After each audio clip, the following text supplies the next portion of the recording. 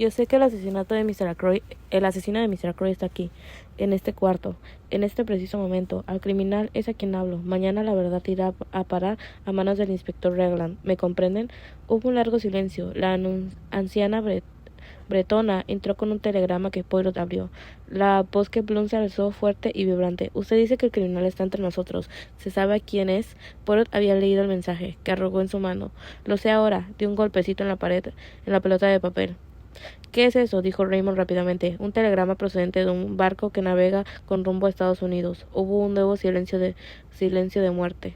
Poirot se levantó y saludó. Mosher y Mesdames. Esta reunión ha terminado. Recuerde, mañana la verdad irá a parar a manos del inspector Regland. Capítulo XXB. Toda la verdad. Con un breve gesto, Poirot me indicó que permaneciera en la estancia. Obedecí y acerqué al hogar, moviendo los grandes leños con la punta del zapato. Estaba sorprendida. Por primera vez no acertaba o comprender las intenciones de Poirot. Durante un momento me incliné a creer que lo que acababa de escuchar eran solo palabras altisonantes y que Poirot había representado lo que él llama una pequeña comedia, con el fin de hacerse el interesante y el importante, pero verdaderamente amenaza y una innegable sinceridad. Sin embargo, continuaba creyendo que seguía una pista falsa. Cuando la puerta se cerró detrás del último miembro de la reunión, Poirot se volvió hacia el fuego. Pues bien, amigo mío, dijo la suavidad. ¿Qué piensa usted de todo esto? A tener la verdad. No lo sé, respondí con sinceridad. ¿Qué fin persigue usted? ¿Por qué no va directamente al inspector Regland con la solución, en vez de poner sobre el aviso de ese modo al culpable? Poirot se sentó y se sacó del bolsillo una caja de delgados cigarrillos rusos. Fue un momento en silencio. Sus células grises. Detrás de mis acciones hay siempre un motivo. Vacilé un momento y después repliqué con una voz pausada. El primero que se me ocurre es que usted no conoce al criminal, pero está seguro de que se encontrará entre las personas reunidas aquí esta noche. En consecuencia, sus palabras pretendían arrancar una confesión. Poirot sintió complacido. Es una buena idea, pero errónea, pensé tal vez. Al hacerle creer que usted lo sabía todo, espera obligarle a desenmascararse, aunque no sinceramente por medio de una confesión podría tratar de silenciar, como hizo con Mr. Ackroyd, antes de que usted pudiese actuar mañana. Una trampa de la cual yo sería el cebo. Merci mon ami, no soy bastante ebrio para usted. Entonces, no le comprendo. Usted corre el riesgo de dejar escapar al asesino, avisándole de ese modo. Poirot meneó la cabeza.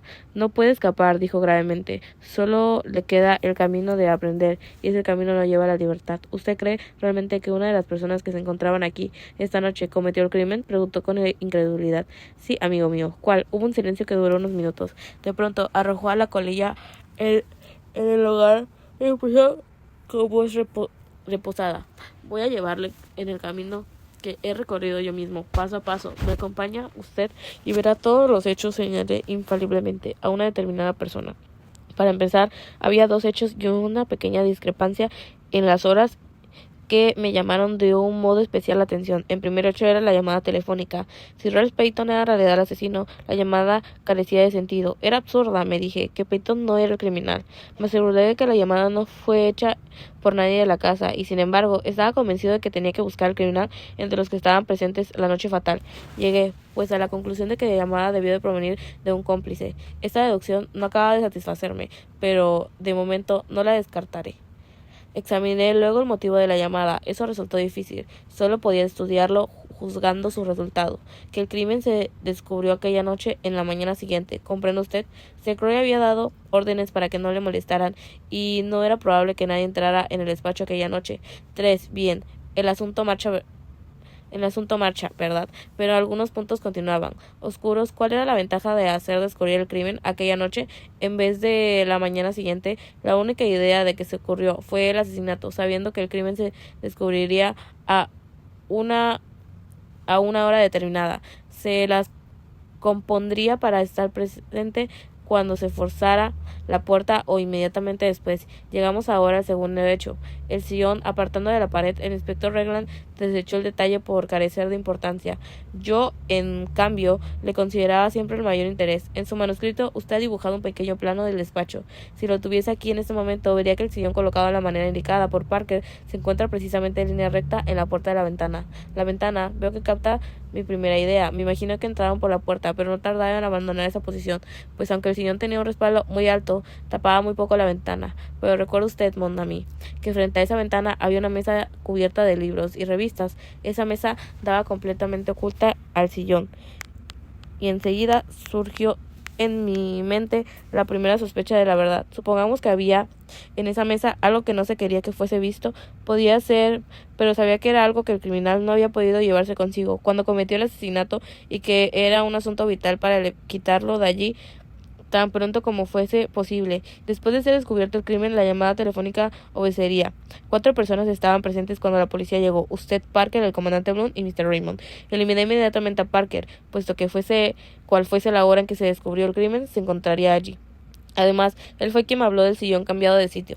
Parker quedaba descartado del crimen, pero ¿era posible que hubiese sido el chantajista? Raymond y Bloom eran sospechosos, puesto que si el crimen hubiese sido descubierto por la mañana, cabía la posible de que llegase demasiado tarde para impedir el objeto colocado en la mesa. ¿Qué es el objeto? Hace un momento ha oído usted lo que argumentaba con al fragmento de conversación, ¿no? Oído. Tan pronto como supe el representante de una compañía de dictáfonos había estado en la casa, la idea de un dictáfono arraigó en mi mente. Recuerdo lo que he dicho hace media hora. Todos estaban de acuerdo con mi teoría, pero parecía un hecho vital que se le había escapado. Si usó un dictáfono aquella noche, ¿por qué no se encontraron?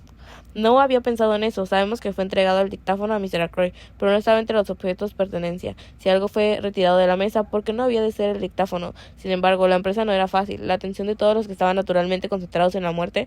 Creo que cualquiera podía haberse acercado a la mesa sin que lo vieran los demás, pero un dictáfono es un objeto voluminoso, no se puede meter a un bolsillo debido a tener un receptáculo capaz de contenerlo.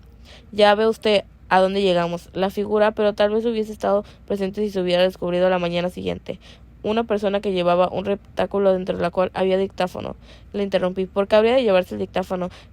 ¿Qué ganaba con ello? Usted parecía a Mr. Ackroyd parte de una base falsa, de que la 9:30 se oyó la voz de Mr. Ackroyd hablando al dictáfono, pero consideré por un momento este último invento. Usted le dictó, ¿verdad? Y más tarde el secretario o mecanógrafo lo pone en marcha y la voz vuelve a sonar. ¿Quiere decir? Sí, eso es lo que quiero decir. A las 9:30 Mr. Ackroyd ya estaba muerto. Era el dictáfono el que hablaba, y no el hombre. El criminal lo hizo funcionar, entonces debía encontrarse el cuarto en aquel momento. Es probable que no debe excluir la posibilidad de que hubiera adaptado un mecanismo especial, algo sencillo como maquinaria de un vulgar despertador. En ese caso tenemos que añadir unas particularidades a nuestro retrato imaginario del asesino. Debía ser alguien que estaba enterado de la compra del dictáfono, que tenía conocimiento de mecánica. A esa conclusión había llegado cuando encontramos las huellas de la ventana. Aquí podía escoger entre 3 conclusiones. Primera, era factible que las hubiera dejado Ralph Payton. Estaba en el Fernley Park aquella noche y pudo introducirse en el despacho y encontrar a su tío muerto. Esta era una hipótesis. Segunda, cabía la posibilidad de que las huellas hubiesen sido hechas por alguien que llevaba la misma clase de tacones de goma en los zapatos, pero las habitantes de la casa tenían zapatos de suela de crepé, y deseché la idea de que alguien de fuera tuviese la misma clase de zapatos que Ralph Payton. Charles, quien llevaba las sábanas por la camarera de Bar the Dogs Wishley, un par de botas que se le caían de los pies. Esas huellas podían haber sido dejadas por alguien que trataba deliberadamente de hacer recaer las sospechas sobre Ralph Payton. Ni Ralph Payton ni ninguna otra persona pudo llevarse aquella noche, puesto que la tenía en los bajos de la posada de limpiarlos. Según yo, la teoría de la policía, Ralph poseía otros par de la clase, y descubrí que eran cierto, que tenía 2 pares. Para mi teoría fue correcta, era preciso que el asesino hubiera llevado los zapatos de Ralph aquella noche, y en tal supuse que no tendría 3 zapatos en zapatos iguales y poseería por lo menos un par de botas. Pedí a su hermana Caroline que se enterara de ese punto, ya que conoce usted el resultado de sus investigaciones. Ralph Payton tenía un par de botas. La primera pregunta que le hice cuando llegó a mi casa ayer por la mañana fue para saber lo cual llevaba puesto la noche fatal. Me contestó enseguida que llevaba botas. En realidad todavía las llevaba puestas porque no tenía nada más que ponerse. De este modo adelantamos en nuestra descripción el asesino era una persona que había tenido la oportunidad de llevar sus zapatos del cuarto de Ralph Payton en Three Barrows aquel día. Por eso se detuvo y continuó en voz alta. Hoy otro punto criminal debió de ser una persona que tenía la oportunidad de retirar la daga de la vitrina. Quizás usted diga con toda la razón que cualquiera en la casa pudo haberlo hecho, pero recordaré que Flora Croy está segura de que la daga no se encontraba en la vitrina cuando examinó. Hizo otra propuesta. Recapitulemos. Una persona que estuvo en el Three Barrows aquel día, una persona que conocía bastante bien a Croy para saber que había adquirido un dictáfono, una persona que entendía en cuestión de mecánica, que tuvo la oportunidad de retirar la daga de la vitrina antes de que llegara Miss Flora, que lleva consigo un receptáculo capaz de contener el dictáfono, como por ejemplo el maletín negro, y que se encontró sola en el despacho durante unos minutos. Después de descubrir el crimen, Mr. Parker telefonió a la policía. En fin, usted, doctor Sharper,